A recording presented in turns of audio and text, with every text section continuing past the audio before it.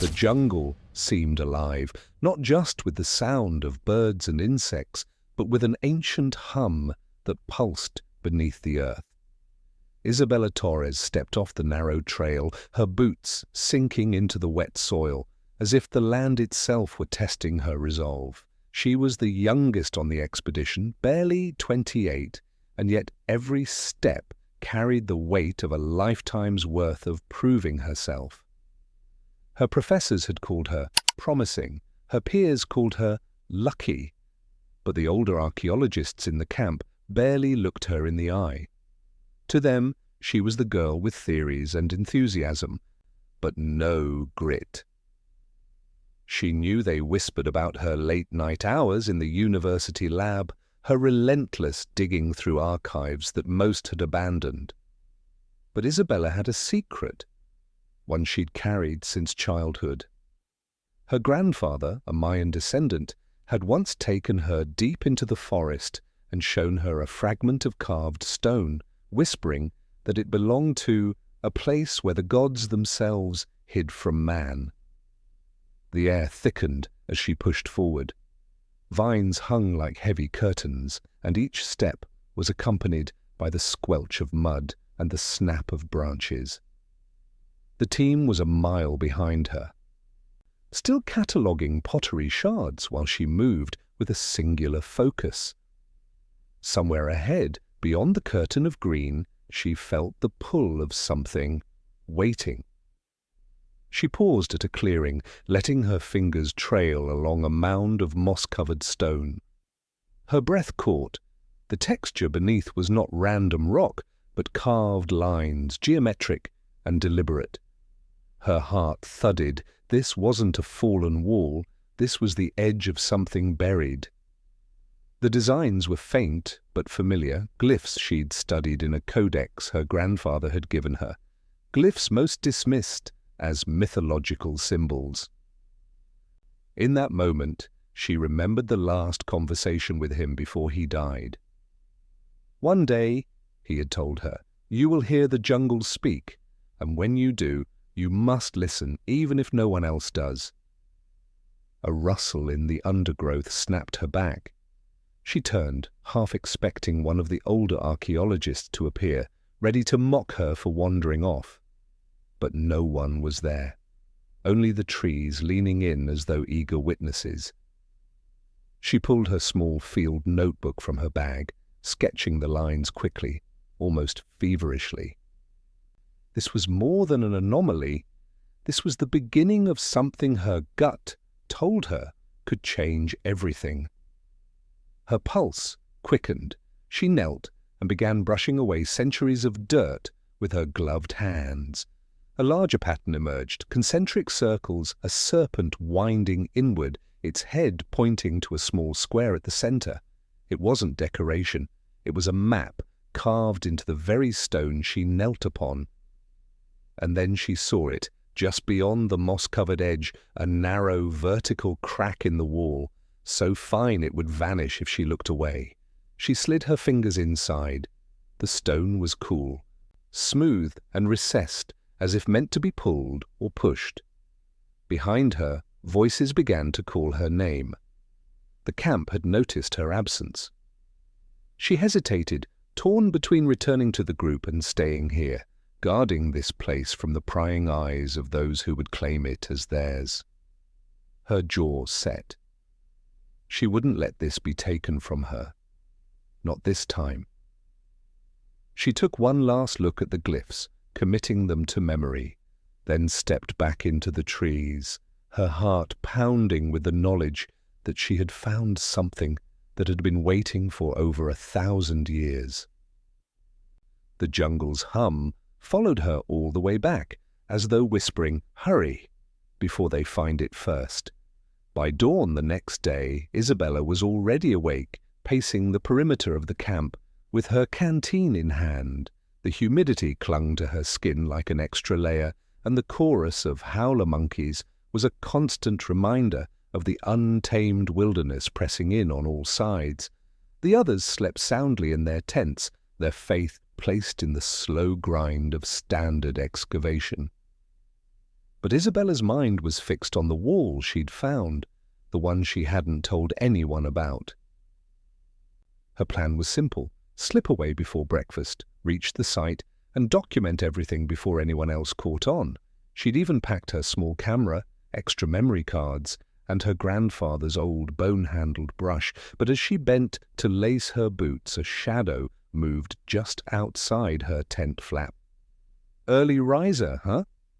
The voice belonged to Dr. Marcus Hale, a man whose reputation for finding and taking credit for discoveries was infamous in academic circles. His smile was thin, his eyes sharper than the machete at his belt. "Where are you off to?" Isabella's fingers tightened around the bootlace. "Just checking the southern perimeter," she lied, forcing a casual shrug. Hale tilted his head, studying her. "Funny, I saw you heading north yesterday." He let the statement hang, baiting her into an admission. When she didn't bite, he gave a small, knowing smirk. "Be careful out there. The jungle hides a lot more than old rocks." She turned away before he could see the flash of irritation in her eyes. If Hale had any inkling of what she'd found, he'd be on it before she could take her first measurements. She needed to move fast. The trek to the wall was slower than the day before. The sun's early rays barely penetrated the dense canopy, and the ground was slick with morning dew. She followed the faint markers she'd scratched into tree bark, each one leading her closer to the moss-covered stones. When she arrived, her breath caught all over again. The wall stood silent and imposing, its carvings sharper in the cool light of morning. She set to work, clearing more of the surface with gentle strokes of her brush. More glyphs emerged, telling fragments of a story. A gathering of priests, a celestial alignment, and then chaos. Figures fleeing, serpents coiling around the sun. The serpent's head she had traced yesterday now seemed to stare at her, its fangs framing the small square in the center. Isabella's fingers hovered over the square. It was no bigger than her palm, yet recessed deeper than she remembered. She pushed lightly, and something shifted inside the stone with a faint click. She froze, heart hammering. This was more than a wall, it was a doorway. A sudden crack of branches behind her made her spin. Standing a few feet away was Dr. Hale, machete in hand, his smile now unmistakably triumphant. "Looks like you found something interesting," he said, stepping closer. "Why don't we explore it together?" Her stomach sank. She had been so careful, but not careful enough.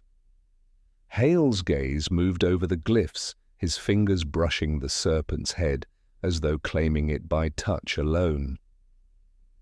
"I knew you were hiding something," he murmured. "Question is, how do we open it?" Isabella straightened, meeting his gaze with a calmness she didn't feel.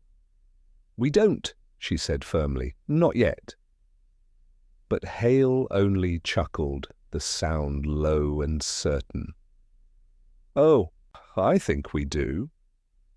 The jungle seemed to grow quieter around them, as if even the trees knew that whatever happened next would change everything. The camp's tension thickened after that morning. Hale strutted in like a conquering hero, speaking in hushed tones to the senior members and gesturing vaguely toward the north. Isabella could feel the shift. Curious glances thrown her way, whispers cut off when she entered a tent. He hadn't told them everything yet, but it was only a matter of time. She kept her head down through the day's routine, cataloguing shards and taking soil samples, though her mind remained anchored to the wall. Every clink of pottery and scribble in her notebook felt meaningless compared to what lay behind that serpent's head, and she knew Hale well enough to understand he wouldn't wait for a proper survey or safety measures. He wanted the glory, and he'd pry that door open with his bare hands if it meant being the first inside. By nightfall, her suspicions were confirmed. Through the canvas of her tent, she saw Hale's silhouette moving from one tent to another, assembling a small team. No senior supervisors, no documentation crew, just the sort of people willing to work off the record. She stepped out into the humid dark, the air buzzing with insects. "Going somewhere?" she asked, voice casual, but loud enough to draw attention. Hale turned, his face a mask of false surprise. "Just taking a little stroll. Care to join?" Her eyes narrowed. "You're going to the wall." "Door," he corrected smoothly. "And yes, I am. It's the find of a lifetime, Torres. Are you going to help or get left behind?" The challenge was deliberate, meant to provoke. She weighed her options. If she stayed, Hale would enter without her and control the entire narrative. If she went, she could at least ensure nothing was damaged, and maybe keep him from twisting the discovery into a personal trophy. She grabbed her pack. "Fine, but we do this my way." The trek under the moonlight was surreal. Shadows shifted like living things, and every snapping twig sent a jolt up her spine. The group moved quickly, the only light coming from headlamps that cut narrow tunnels through the darkness. By the time they reached the wall, the moss gleamed silver under the beams, the serpent's eyes seeming almost alive. Hale stepped forward without hesitation, running his hand over the glyphs. "Incredible," he murmured. "Can you feel it? Like it's been waiting for us." Isabella said nothing, focusing instead on the small, recessed square. She crouched, brushing away a layer of dirt that had settled since yesterday. The mechanism was more intricate than she'd realized. Tiny channels carved into the stone, each filled with a hardened resin. She frowned. This wasn't just a door, it was sealed deliberately. Whatever's inside, they didn't want anyone finding it. Hale's smile widened. Even better. Before she could stop him, he pressed the square hard. A deep, resonant thud rolled through the wall, followed by a grinding noise that vibrated through the ground beneath their feet. Slowly, impossibly, a seam began to form as the massive stone slab shifted inward. The smell hit first, stale, earthy, and ancient, like the breath of a tomb. A thin stream of dust escaped, swirling in the lamplight.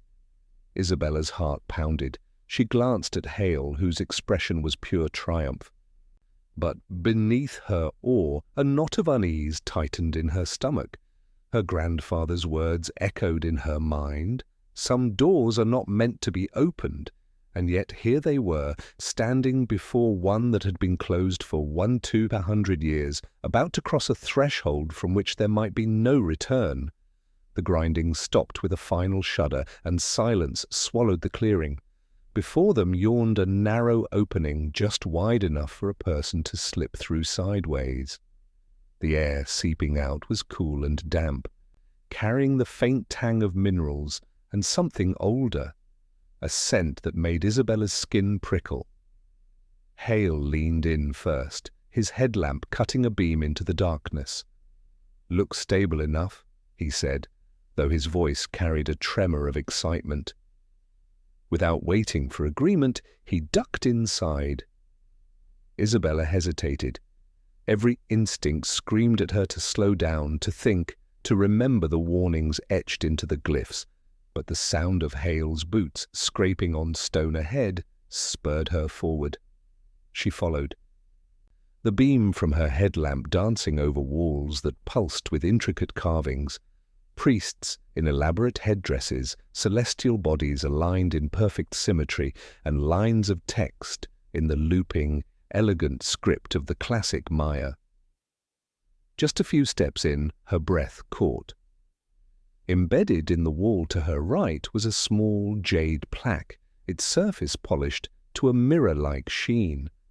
She brushed it gently with her gloved fingers, revealing a carved depiction of a great serpent swallowing the sun. Beneath it, the glyphs spoke of the night that devoured the day, an event sealed away for the protection of future generations. Her grandfather's voice whispered in her mind again, as vivid as if he were beside her. They sealed it because they had to, Niña. Torres! Hale's voice echoed from deeper inside. You need to see this. She quickened her pace, passing narrow corridors that branched into shadows. The floor beneath her was worn smooth by centuries of absence. The deeper she went, the more the air shifted, heavier now, tinged with the dry bite of something metallic. When she caught up, Hale was standing before a massive circular stone set into the wall, its surface engraved with a complex pattern of interlocking shapes. In the center was a small depression, perfectly round. Hale crouched, running his fingers around its edge. It's a locking system, she said quietly, crouching beside him. It needs an object to open, probably a ceremonial piece. Hale's eyes glittered. Then it's still sealed, which means we're the first ones here since, He let the sentence trail off, savoring the implication. Isabella's gaze drifted to the carvings surrounding the circle. They depicted a gathering of masked figures, each holding a different object. But one stood out, a disk of obsidian, black as midnight, held high over an altar. The last panel showed the disk being placed into the wall, followed by an image of the serpent curling protectively around it. This isn't just a lock, she murmured. It's a warning. Whatever's behind here was never meant to be disturbed. Hale straightened, brushing dust from his hands. Warnings make discoveries more valuable. We're not walking away now. Before she could protest, he pulled a leather pouch from his pack. From it, he withdrew an obsidian disc, the surface glinting faintly even in the dim light. Isabella froze. Where did you? Found it at a dig in Belize last year, he said, with a grin. Didn't know what it was for until now. Her pulse thudded in her ears. Hale, stop. We don't know what... But he was already pressing the disc into the depression. A deep vibration rolled through the chamber, dust sifting down from the ceiling. The circular stone began to turn with a grinding moan, revealing a sliver of blackness beyond, a darkness so complete it seemed to swallow the lamplight whole. The doorway was opening, and whatever lay inside was about to wake after 200 years of silence. The stone wheel completed its slow rotation with a deep, echoing thud, and then the chamber exhaled. A rush of air colder than the night outside, carrying with it the scent of something preserved yet unsettling. Isabella's headlamp beam trembled across the black void before them, revealing only fragments, a stepped platform, the glint of gold leaf, and the rigid silhouette of someone seated in the center. Hale's voice was barely a whisper. A royal tomb, untouched. He stepped forward, his boots scraping over centuries of undisturbed dust. The beam of his light caught on painted murals climbing the walls, scenes of harvest, war, and an otherworldly realm where human figures bowed before colossal serpents. The colors, shockingly vivid, pulsed with a strange life, as though the artists had finished them only yesterday. Isabella followed, her heart hammering. Every step felt like trespass. Her eyes locked on the figure at the center, a man seated on a carved throne of limestone, draped in woven fabrics that shimmered faintly under the light. His skull was elongated in the ancient royal fashion, his face covered by an intricate jade mask. Around his neck lay a collar studded with shells and obsidian, and in his right hand, clenched even in death, was a scepter topped with a serpent's head. Her breath caught. She'd read of rulers buried this way, rulers who were not merely kings but spiritual intermediaries, believed to walk between the world of the living and the gods. And yet here he was, perfectly preserved, as though the air in this place had frozen time. Hale was already pulling a small camera from his bag, snapping photos from multiple angles. "Do you realize what this means? This will rewrite Mayan political history. We should seal it," Isabella interrupted, her voice firm. "Photograph it, document it, yes, but we can't disturb it." He looked at her as though she'd spoken nonsense. "Seal it? This is the discovery of the decade. Artifacts like these belong in museums, not locked away in the dirt." She stepped closer to the murals, her headlamp catching on a final panel tucked low in the corner. Her stomach tightened as she traced the painted glyphs with her gloved hand. They told of a great calamity, a sickness that spread through the city, carried on the breath of those who opened the serpent's mouth. The final image showed priests sealing this very chamber, their faces grim. "This isn't just a tomb," she whispered. "It's a warning." Hale laughed, the sound echoing too loudly in the stillness. "Warnings, curses, they're all part of the mythology. You can't honestly believe—" A sharp crack interrupted him. Both froze, eyes darting to the scepter in the king's hand. It had shifted, just slightly, as though jarred by movement or time. Isabella's pulse thundered. She told herself it was the settling of the stone after centuries, but in the pit of her stomach she wasn't so sure. Hale's grin returned, wide and triumphant. "You stay here and take your notes, Torres. I'm going to start cataloguing the artifacts in the next chamber." She turned sharply. "The next chamber?" His headlamp beam swung toward a narrow archway at the rear of the throne platform, half hidden in shadow. Beyond it, the darkness seemed thicker, almost tangible. Isabella stepped toward him, a protest on her lips. But Hale was already ducking through. The black swallowed him whole, and for the first time Isabella felt truly alone with the dead. "Hale!" Isabella's voice cracked in the silence, her call swallowed by the stone walls. Only the faint shuffle of his boots answered from beyond the archway. She hesitated, torn between the instinct to follow and the gnawing dread curling in her gut. She glanced back at the seated king. The jade mask stared forward, unblinking, the serpent-topped scepter still clutched in its withered hand. For a moment, she imagined the hollow eyes beneath the mask turning toward her. She shook the thought away. The air in here was thin, stale, playing tricks on her mind. Taking a steadying breath, she crossed the dais and ducked through the arch. The passage beyond was narrower, the walls closing in like a throat. Her headlamp swept over more murals. These were different, chaotic. Figures writhed in pain, their bodies streaked with black lines. Others knelt in supplication before towering serpents, their jaws dripping streams of fire or venom. The artistry was almost fevered, frantic. Ahead, Hale's light bobbed in the dark. "You're going to want to see this," he called, his voice distorted by the tunnel's curve.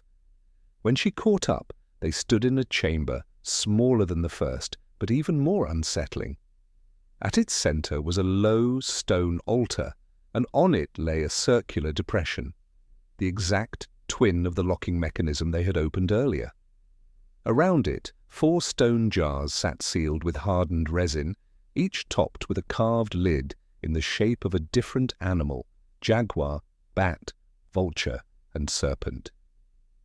Hale's grin was wide and feral.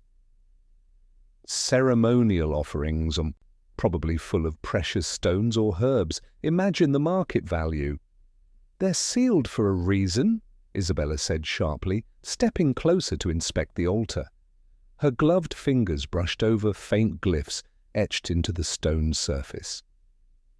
The words were old, but she could still piece together their warning. To unseal is to invite the night's breath. To take is to awaken the serpent. She straightened, heart pounding. "Hale, these aren't treasures. They're containment vessels, whatever's in them." He cut her off with a scoff. "Old superstitions. You've been reading too many campfire tales." Before she could stop him, Hale pried at the resin seal of the jar with the jaguar lid. The brittle material cracked, releasing a faint hiss. A puff of air escaped, colder than the chamber around them. Isabella stepped back instinctively, the hairs on her arms rising. "See, nothing to—" Hale began, but then he froze. The air in the chamber shifted, a sudden draught whispering through the narrow archway behind them. Isabella turned, expecting to see one of the porters. Instead, the darkness beyond seemed alive. A faint, sinuous movement coiled just beyond the reach of their lights, accompanied by a low, almost imperceptible hiss. Her throat went dry. "Hale! Put the lid back on, now!" He laughed uneasily, though his eyes flicked to the shadows. "It's just—" The hiss grew louder. From the corner of her vision, Isabella caught a flicker of movement on the mural beside her. The painted serpent's head seemed closer than before, its tongue unfurling toward the jar. She blinked hard, telling herself it was the shifting light. Hale set the lid down reluctantly, muttering something under his breath. The air remained heavy, the hiss fading into a suffocating stillness. Isabella swallowed hard, feeling the walls closing in. "We need to leave, now." Hale didn't argue this time. Together they backed toward the archway, their beams cutting through the black. But in the pit of her stomach, Isabella knew they hadn't left whatever they'd awakened behind. The return through the narrow passage felt longer than their descent. Isabella kept glancing over her shoulder, half expecting to see the shadows following, slipping along the walls like liquid. The murals seemed different now. The serpent's eyes glinted in her headlamp beam, and the painted figures twisted in postures of terror she swore hadn't been there before. When they emerged into the main chamber, the air felt heavier, denser. The seated king remained on his throne, but the angle of the jade mask seemed subtly altered, as if his gaze had shifted toward the archway they'd just come from. Isabella froze mid-step, her breath caught in her chest. "Torres," Hale said in a low voice, "I think we should get what we can and seal this place before the others arrive." She turned to him sharply. "No, we're sealing it now, no getting what we can." But Hale was already moving toward a row of ceramic vessels lining the back wall, each capped with intricate lids shaped like birds and reptiles. "These alone could—" The sound cut him off, a faint slither across the stone floor. Isabella's head snapped toward the noise, her lamp beam skimming over the dais and stopping. The scepter in the king's hand was no longer upright. It lay across his lap, as though placed there by an unseen hand. Her heart hammered. "Hale, we're leaving!" He hesitated, caught between greed and the unease creeping into his expression. "It's just settling," he muttered, but his voice lacked conviction. The slithering came again, louder now, circling them in the shadows. Isabella's gaze darted to the murals. In the torch flicker of their headlamps, the painted serpents seemed to ripple, their bodies winding through scenes of panic and flight.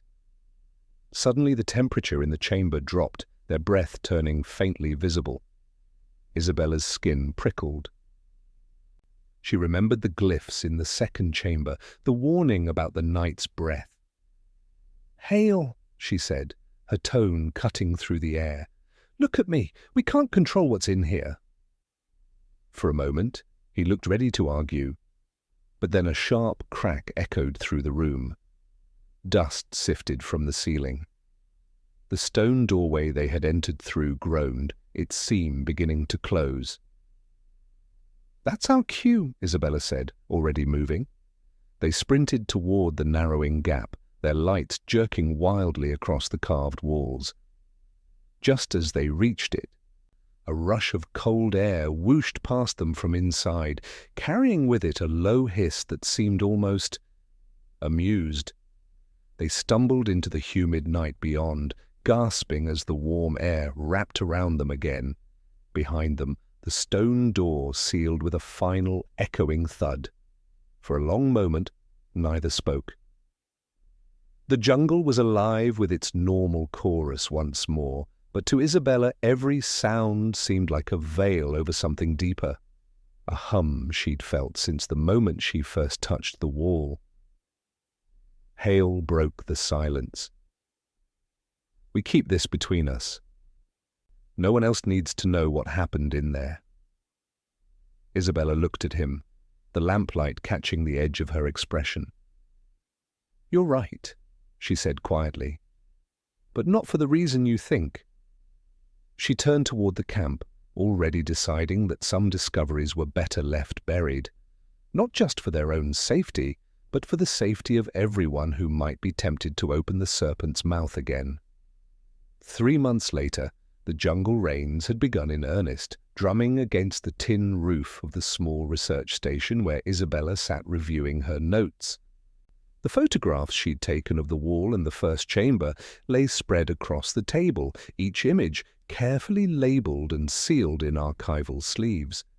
None of them showed the second chamber, the sealed jars, or the strange shifting of the murals. Those details existed only in her memory, and in Hale's, though he had kept his promise to remain silent.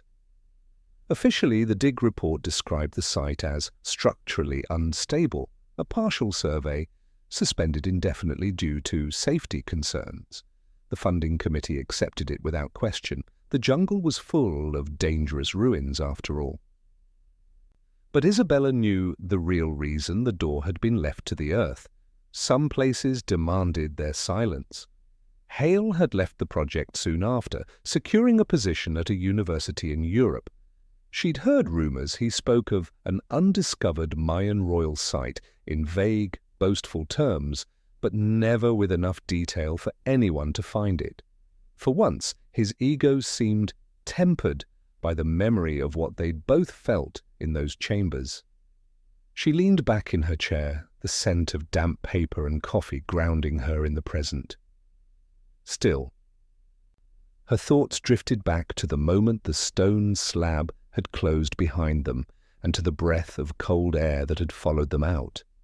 Sometimes, late at night, she swore she could hear that same hiss outside her window, soft, patient, as though it hadn't forgotten her.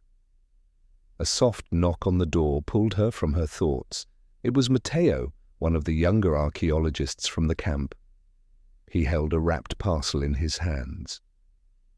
"This came for you," he said, handing it over before disappearing back into the rain.